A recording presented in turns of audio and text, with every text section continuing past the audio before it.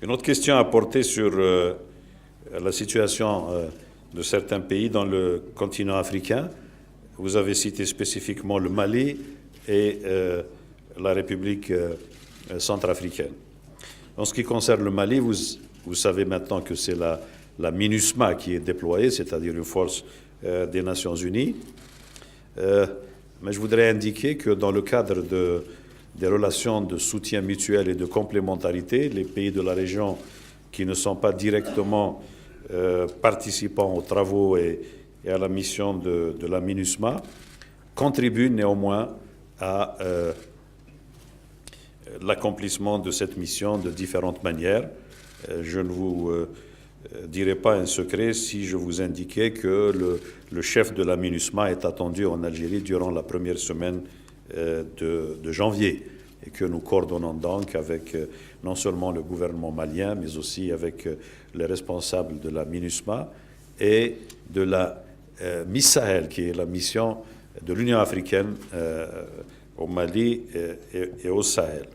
Et donc il s'agit de lutte contre le terrorisme et contre le crime transnational organisé et il ne s'agit donc pas d'opérations militaires conventionnelles et par conséquent on peut s'attendre à ce qu'il y ait des situations, des accès de fièvre, des situations qui sont propres à ce genre de situation conflictuelle asymétrique. Malheureusement, une autre situation conflictuelle se développe à l'intérieur de la République du Soudan du Sud. Là encore, l'occasion nous a été donnée d'appeler les camarades et compagnons d'hier, camarades dans la direction politique du SPLM, du Mouvement de libération populaire du Sud-Soudan, à renouer avec le dialogue constructif, avec le souci de tout entreprendre en vue d'éviter à ce pays frère une confrontation fratricide.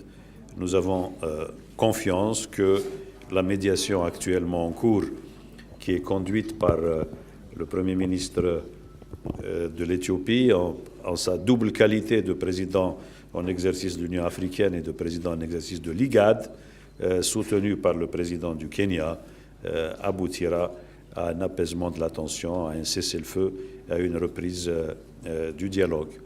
Le président en exercice pour le mois de décembre du Conseil de paix et de sécurité, qui est le président de la Gambie, a demandé une réunion urgente du Conseil de paix et de sécurité à Banjul.